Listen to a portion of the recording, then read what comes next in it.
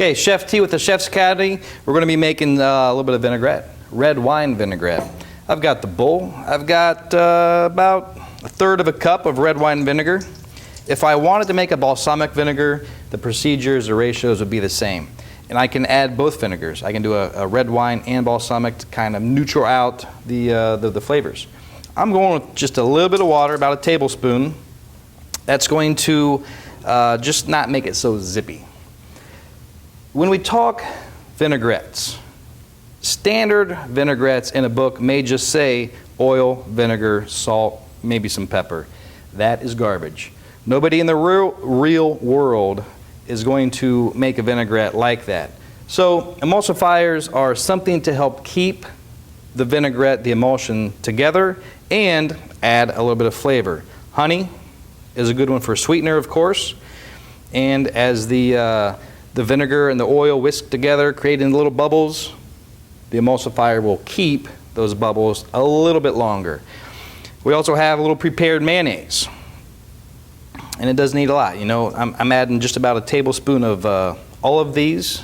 If I wanted to add just honey, I could do that. If I wanted to add just a little bit of mayonnaise, I could do that. I've got a little bit of Dijon mustard. Again, going in with about a tablespoon. All of those combined together have a nice flavor, and it's going to help keep the emulsion alive. Before I add the oil, I'm going to give this a brief whisk. I've got a little brown sugar here. Sometimes the honey doesn't get it quite as sweet as the Midwest taste prefers. And again, you could use just regular granulated sugar, the agave, right? Any real sweetener that you want. Going in with a little bit of salt right now. Salt's going to dissolve in the liquid before it's going to dissolve in the oil.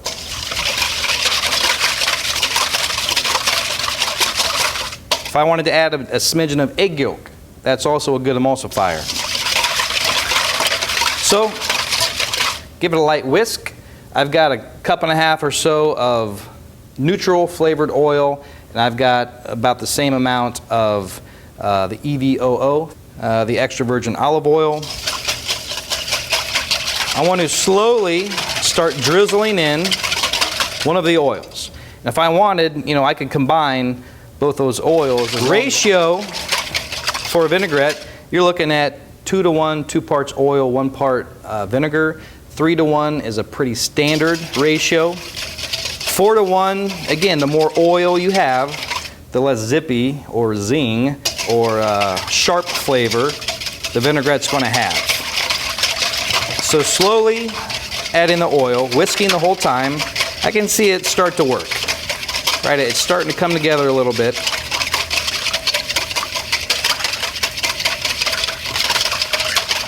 I've also got a little shallot, fresh chopped shallots, and some fresh herbs. I've chosen basil, parsley, and mint.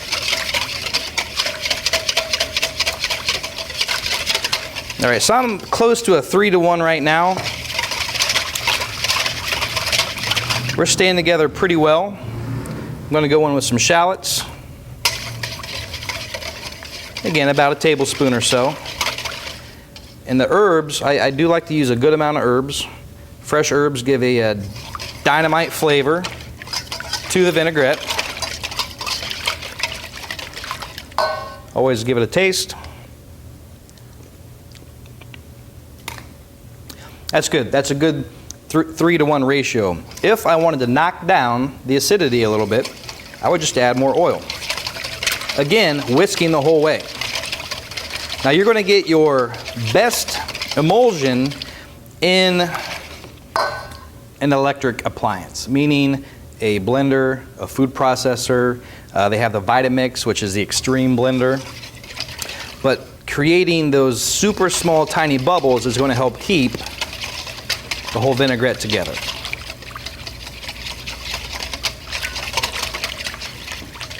This is not a permanent vinaigrette or emulsification like mayonnaise. It's temporary. So depending on how extreme I created the emulsion, this may start to separate now. It may start to separate in an hour or a couple days. That one's good. So you can get that balance of vinegar with the sweetness, a little bit of sharpness from the Dijon. The herbs bring out the lightness, the freshness. The shallots really help out. So steer away from just oil and vinegar. Try to give it some oomph, please. This is Chef T with the Chef's Academy making vinaigrette.